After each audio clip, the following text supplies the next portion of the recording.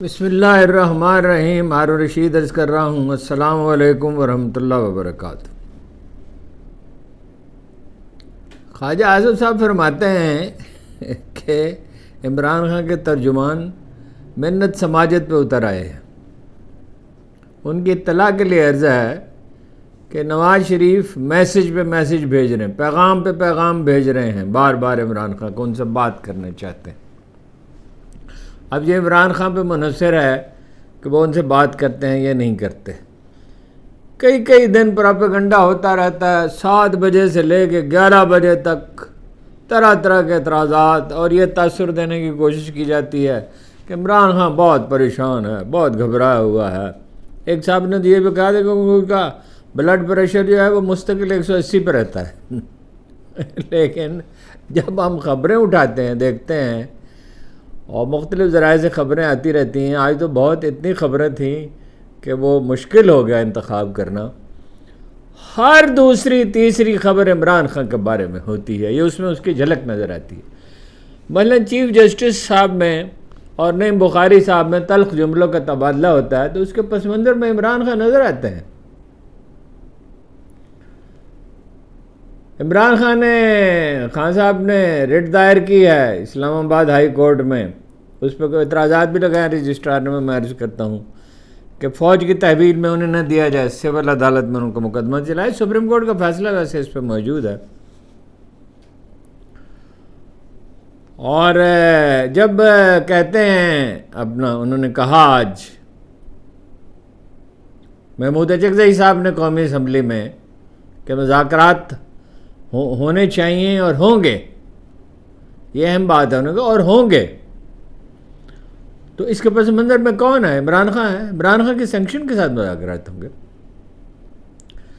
اختر مینگل صاحب نے استعفیٰ دے دیا ہے، اور اس کا پس منظر کیا ہے کہ عمران خان کے دور میں اتنی بے چینی تھی تو صحیح، اتنی بے چینی تھی.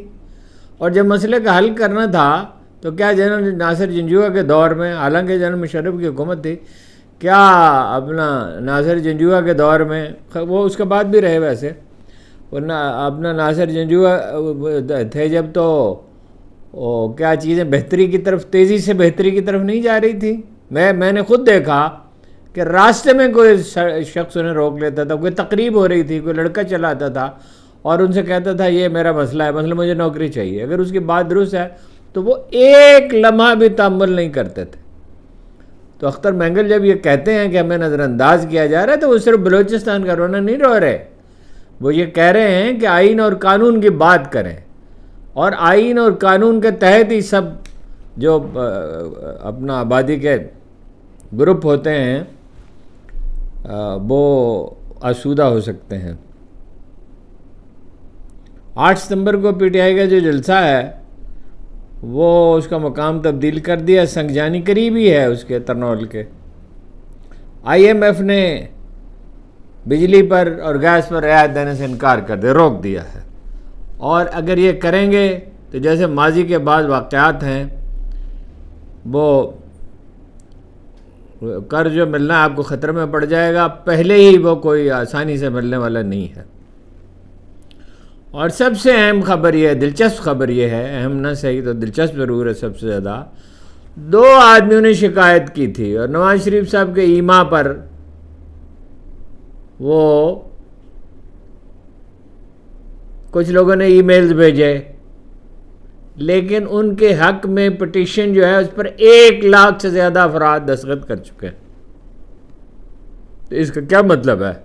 اس کا مطلب یہ ہے کہ ان کے جیتنے کے امکانات سب سے زیادہ ہیں. ابھی حتمی طور پہ تو وقت پہلے تو کوئی فیصلہ تو نہیں دیا جا سکتا کہ کئی طرح کے فیکٹرز ہوتے ہیں، کون سے فیکٹر بروئے کار آتا ہے. دیکھیے بنیادی مسئلہ ہے کیا، یہ جو 7 سے 11 بجے تک بحث ہوتی ہے ٹی وی چینلز پہ، بعض اوقات تو حیرت ہوتی ہے، ہم نے تو سننے چھوڑ دیا، کوئی بہت ضروری چیز کے سوا کوئی چیز سنتے ہی نہیں ہے. وہ یعنی نان ایشوز پہ بحث ہوتی رہتی ہے. 2018 میں کیا ہوا تھا، 2024 میں کیا ہوا تھا، فلاں وقت کیا ہوا تھا، وہ جسٹس منیر نے کیا فیصلہ کیا تھا، سپریم کورٹ کیا کر رہی ہے، ججوں وغیرہ کا کیا. کچھ چیزیں ریلیونٹ ہوتی ہیں، بہت سی چیزیں irrelevant ہوتی ہیں۔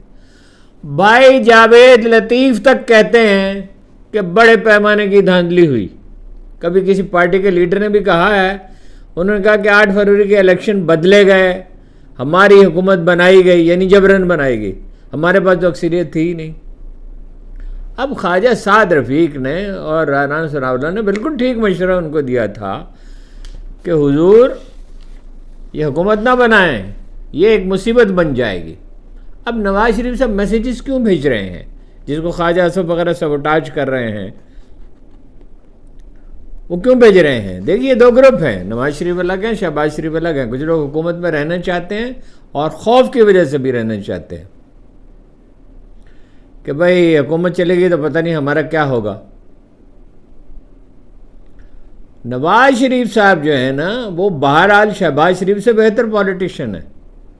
وہ سمجھ رہے ہیں کہ بھائی اگر اس وقت کوئی معاملہ عمران خان سے طے پا جائے، ان کی بڑی شدید خواہش ہے اور ذمہ دار ذرائع یہ کہہ رہے ہیں، تو وہ ان کا تو اب کوئی مستقبل نہیں ہے، ان کی عمر بھی ایسی ہو چکی، اور وہ حکومت پچھلی دفعہ بھی وہ حکومت نہیں چلا رہے تھے، اسحاق ڈار چلا رہے تھے، کچھ شہباز شریف، پنجاب شہباز شریف کے حوالے تھا۔ تو ان کی صاحبزادی کا کوئی مستقبل ہو جائے، متعین ہو جائے۔ آخر عمران خان نے عمر خضر تو نہیں پائی ہے، وہ آنے والے کل کے بارے میں سوچ رہے ہیں۔ فتنہ ہے، یہ 2 ہی چیزیں بڑا فتنہ ہے، اولاد اور مال۔ مال آدمی کو گمراہ کرتا ہے، نہ ہو تو وہ اس کے لیے روتا ہے، اور زیادہ ہو تو وہ اس کو کھینچتا ہے خرابی کی طرف۔ دیکھیے کوئی ابہام اس میں نہیں ہونا چاہیے، 1971 کے بعد یہ نازک ترین صورتحال ہے۔ ایک خراب صورتحال پیدا ہوئی تھی افغانستان پہ جب امریکیوں نے حملہ کیا اور بڑے پیمانے پہ دہشت گردی ہوئی، اور ہفتے میں ہم بھول بہت جلد جاتے ہیں، 3 سے 5 بڑے دھماکے ہوتے تھے، 70,000 شہری شہید ہوئے تھے، اور جو فوجی جوان اور افسر شہید ہوئے ان کی تعداد 7 سے 10,000 تک ہے۔ اب یہ کبھی فوج نے اس کے فگرز جاری نہیں کیے، اور ان کی کمر توڑ دی گئی نا جب آپ کرنا چاہتے ہیں۔ مجھے اچھی طرح یاد ہے کہ اس وقت جو چیف آف آرمی اسٹاف سے انہیں مشورہ دیا گیا کہ دیکھیے قرآن مجید کہتا ہے اہل علم سے مشورہ کریں، اور وہ انہوں نے ان سے مشورہ شروع کیا، اور مجھے یاد ہے کہ کوئی میٹنگ جو تھی وہ 4 سے 5 گھنٹے سے کم نہیں تھی۔ وہ تھک جاتے تھے وہ صاحب، وہ جلد سونے کے عادی تھے، اور چیف آف آرمی اسٹاف صاحب تو بہت رات گئے سوتے تھے۔ مگر یہ ہے کہ دہشت گردی کی کمر توڑ دی گئی، اب بھی یہ کیا جا سکتا ہے، لیکن ترجیح اگر یہ ہے کہ عمران خان ہی کو اپنا اقتدار سے الگ رکھنا ہے اور اس کے لیے ہر قیمت ادا کرنی ہے، غلطی سے بار بار میں عرض کرتا ہوں، کوئی غلطی سے تباہ نہیں ہوتا، غلطی پر ڈٹ جانے سے تباہ ہوتے ہیں، انڈیویجول بھی، خاندان بھی، اقوام بھی، قبیلے بھی، قومیں بھی، سپر پاورز بھی۔ غلطی تو کسی سے بھی ہو سکتی ہے۔ جناب ابو ذر غفاری کے بارے میں رسول اللہ صلی اللہ علیہ وسلم نے فرمایا، زمین نے بوجھ نہیں اٹھایا اور آسمان نے سایہ نہیں کیا ابو ذر سے زیادہ سچے آدمی پر، یعنی عمر بھر ایک جھوٹ بھی نہیں بولا۔ سچے تو پیغمبر جتنے اللہ کے پیغمبر سب سچے ہی تھے نا، یعنی کبھی جھوٹ بولا ہی نہیں۔ لیکن ایک دن وہ انہوں نے ڈانٹ دیا جناب بلال کو، اور کالی ماں کا بیٹا کہہ دیا۔ وہ جناب سرور کونین کی خدمت میں حاضر ہوئے اور ان سے کہا یہ مجھے کہا ہے، تو ظاہر ہے آپ کو رنج ہوا ہے اس پر۔ لیکن کمال یہ ہے، جو اصل بات یہ نہیں ہے کہ غلطی سرزد نہ ہو جائے، کہ وہ لیٹ گئے زمین پر اور موم کی طرح پگھل گئے، اور رکت ان پر طاری ہوگی، اور کہا بلال جب تک تم اپنا پاؤں میرے چہرے پر نہیں رکھو گے مجھے اطمینان نہیں ہوگا۔ تو جناب بلال نے کہا یہ کیسے ہو سکتا ہے؟ مفہوم یہ ہے، یعنی وہ ساری گفتگو خلاصہ میں بیان کر رہا ہوں کہ اللہ کے رسول آپ کو عزیز رکھتے ہیں، میں یہ کیسے کر سکتا ہوں؟ غلطی تو کسی بھی، جناب عمر ابن خطاب نے سٹیج پہ کہہ دیا میں مہر مقرر کرتا ہوں، وہ ایک عام عورت نے انہیں ٹوک دیا، اور کتنے فیصلے جو واپس لیے گئے. وہ جنگ نہاوند میں خود قیادت کرنا چاہتے تھے, فیصلہ ہو گیا, لشکروں کے لشکر مدینہ کے گھر جمع ہو گئے, اتنی موٹیویشن ہوئی کہ خود جا رہے ہیں علی جناب علی کرم اللہ وجہ تشریف لائے اور کہا کہ جنگ ایک کھنڈولا ہے جو کبھی اوپر جاتا ہے کبھی نیچے جاتا ہے. اگر آپ کو کچھ ہو گیا تو اسلام کا کیا ہوگا؟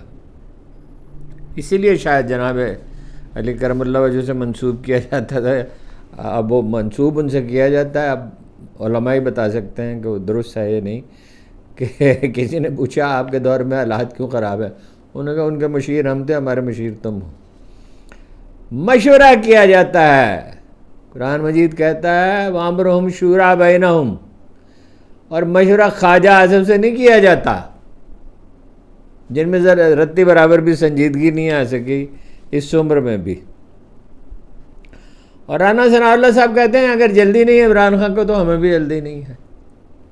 کمال ہے یار, آپ کو یہ نہیں پتا کہ بیماری کا علاج جلد از جلد کرنا چاہیے. 1971 ہم بھگت چکے ہیں, دہشت گردی ہم بھگت چکے ہیں, معاشی تباہی جو ہے وہ اس درجے پہ پہنچ چکی ہے کہ اس سے آگے بالکل یعنی دیوالیہ پن ہے. اور آپ سے وہ کیا کہیں گے؟ آپ سے کہیں گے اڈے دیجئے افغانستان اور چین کی نگرانی کے لیے, اور آپ کے ایٹمی پروگرام پہ ان کی نظر ہے. اور بلوچستان میں کیا ہو رہا ہے؟ جلدی آپ کو نہیں, آپ کو تو جلدی نہیں ہے. آپ اپنا سامان اٹھائیں گے, کسی دوسرے ملک میں چلے جائیں گے, نواز شریف صاحب چلے جائیں گے, شہباز شریف چلے جائیں گے, زرداری چلے جائیں گے, اور اہل زر چلے جائیں گے. اس ملک کے لوگوں کو تو یہی رہنا ہے. اختر مینگل صاحب نے جو فیصلہ کیا ہے وہ ایک چونکا دینے والا فیصلہ ہے. اگر کسی کے سینے میں دل ہے اور احساس ہے, وہ احسان دانش نے کہا تھا کہ احساس مر نہ جائے تو انسان کے لیے کافی ہے ایک راہ کی ٹھوکر لگی ہوئی. دیکھیے کہ آسان نہیں ہے قومی اسمبلی کی ممبرشپ چھوڑنا,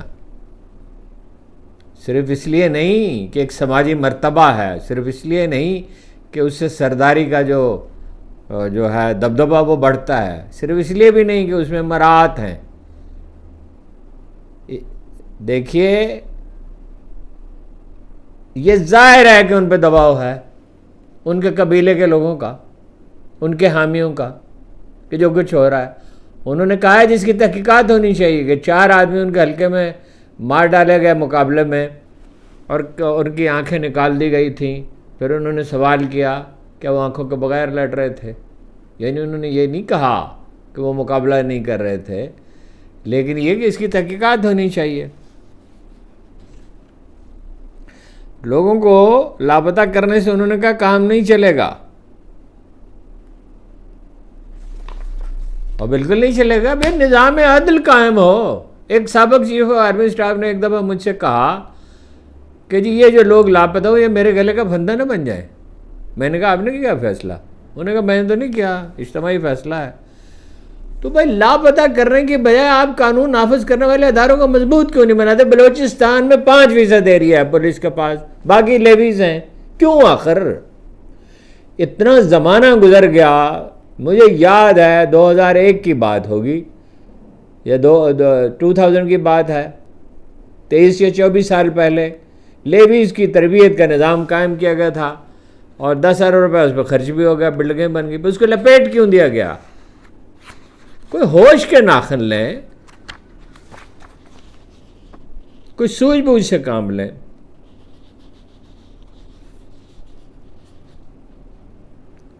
دیکھیے army chief general Asim Munir صاحب کی صدارت میں کور کمانڈر میٹنگ ہوئی ہے. اس کے بعد کہا گیا کہ فوج کے نظام میں موجود کڑے احتساب کے نظام پر عمل درآمد ادارے کے استحکام کے لیے لازم ہے. کوئی بھی فرد اس سے بالا تر نہیں ہو سکتا, مستثنا نہیں ہو سکتا. بالکل ٹھیک کہا, بالکل صحیح ہے. یقینی کیا احتساب کے بغیر تو کوئی نظام چل سکتا ہی نہیں ہے.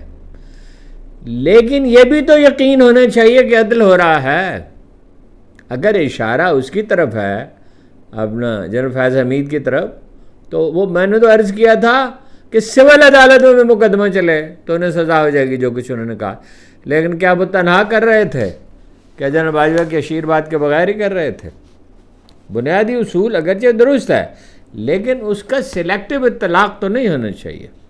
انسانی حقوق کے کمیشن نے بھی یہی کہا، اس پر نہیں تبصرہ کیا انہوں نے۔ وہ جو مسودہ قانون پیش کیا گیا ہے کہ ذیلی مجسٹریٹ اسلام آباد میں عوامی اجتماعات پر پابندی کا اس کو اختیار دے دیا گیا ہے، اور کیا مسودہ پیش کیا گیا ہے؟ کوئی خدا کا خوف ہونا چاہیے، خوف خدا پاک دلوں سے نکل گیا اور آنکھوں سے شرم سرور کونوں مکان گئی کہ جی بغیر اجازت جلسہ کریں گے تو 3 سال قید کی سزا ہوگی اور دوسری بار 10 سال قید کی۔ یہ سپریم کورٹ پہ جو حملہ کیا تھا نواز شریف صاحب نے کہ ان کے اشیرباد سے اور شہباز شریف صاحب کا بندوبست سے، وہ کس نے کیا تھا؟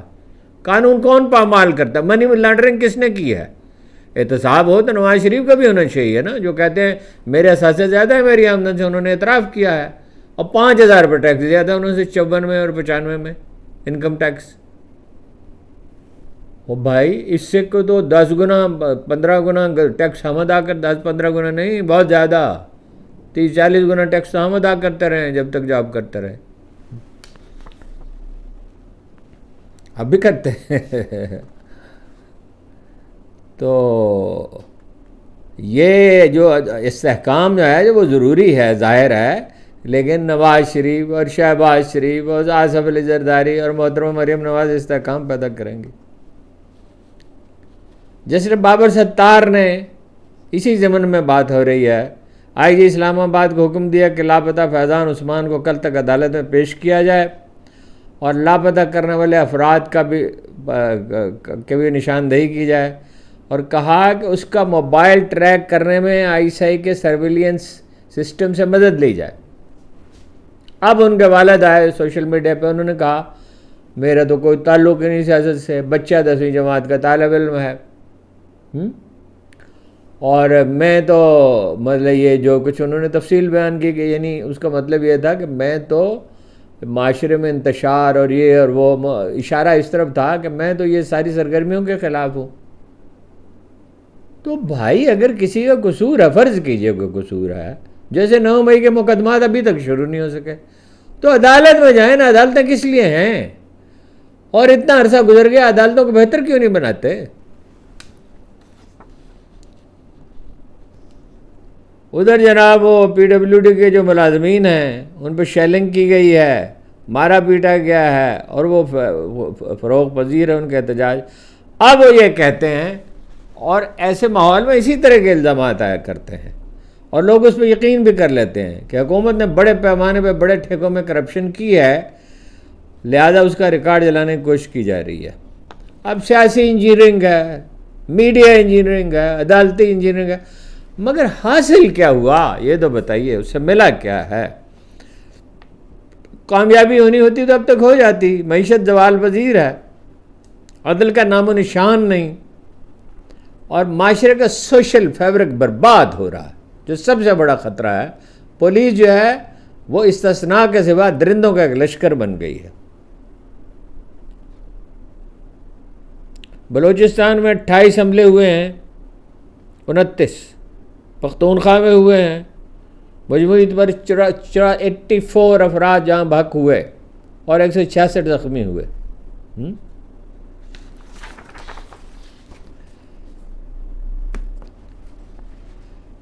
ججوں کی تعداد بڑھانے کا بل مؤخر کر دیا اسپیکر قومی اسمبلی نے۔ بیرسٹر دانیال چودھری جو ہیں سرکاری حکومتی جماعت کے، انہوں نے پیش کیا تھا تعداد 17 سے بڑھا کر 23 کر دیا تاکہ مقدمات کا جلد فیصلہ ہو چکے، اور اس پر بیرسٹر گوہر نے اعتراض کیا، گوہر علی شاہ نے، کہ مسودہ قانون یہ جو ہے یہ پرائیویٹ بل کے طور پہ پیش نہیں ہو سکتا، اس کی کیبنٹ سے منظوری لینی ہوگی، یہ حکومتی کام ہے، پرائیویٹ بل نہیں۔ نور عالم صاحب نے پیش کیا تھا۔ جمعیت علماء اسلام کی خاتون رکن عالیہ کامران نے کہا کہ اچانک یہ حکومت کو عوامی مفاد کا خیال کیسے آ گیا، یعنی وہ جو انہوں نے کہا نا کہ مقدمات کا جلد فیصلہ ہو سکے، تو اس پہ بابرہ اپنا اعظم نذیر طاہر صاحب نے فرمایا بالکل اس طرح جیسے آپ کی جماعت کے رکن نور عالم کو دوہری شہریت کا بل یاد آیا، تو اس سے تو لا تعلقی کا اظہار کر چکی ہے پارٹی۔ ہاں جی، وہ پارٹی کے آدمی تو نہیں ہیں، خود اعظم نذیر طاہر بھی نون لیگ کے آدمی تو نہیں ہیں، سب جانتے ہیں باخبر لوگ۔ NA-171 میں یہ حکومت کی ریٹ کا عالم ہے جو استحکام قائم کرنا چاہتی ہے. اس کی انتخابی مہم کے دوران پولیس نے جمشید دستی کو گرفتار کرنے کی کوشش کی. ابھی زیادہ اہم خبریں باقی ہیں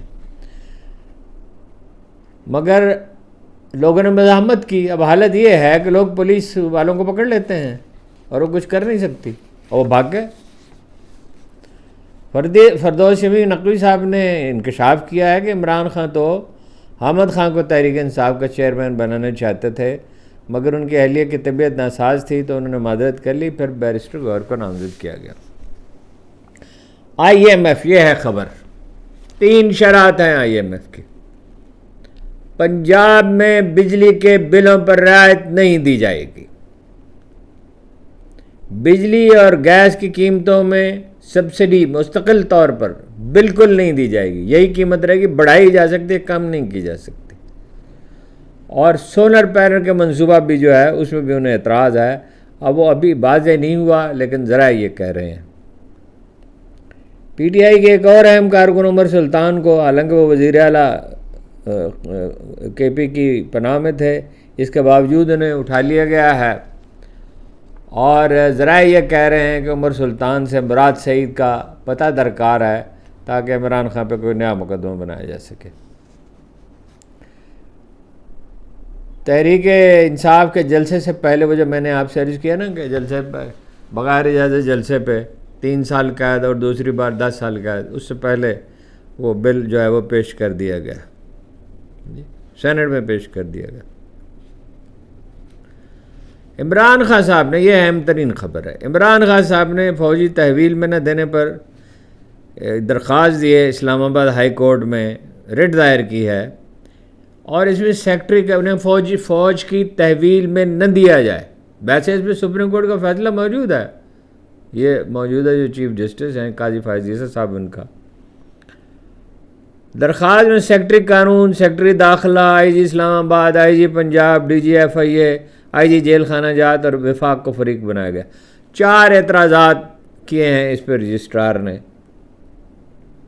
اچھا, اس میں انہوں نے جنرل فیاض حمید کا ذکر کیے بغیر یہ کہا ہے کہ ایک سینئر فوجی افسر جسے چند ہفتے قبل گرفتار کیا گیا تھا, ان کے خلاف آدم آپ گواہ بنایا جا سکتا ہے.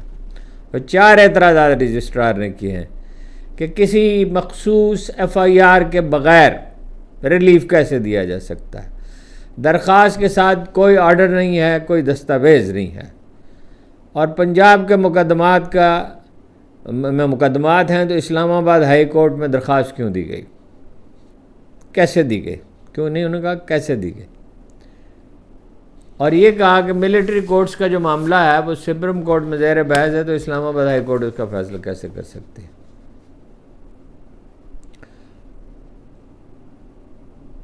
نور عالم صاحب نے ایک ترمیمی بل پیش کیا ہے 20 سے 24 قومی اسمبلی میں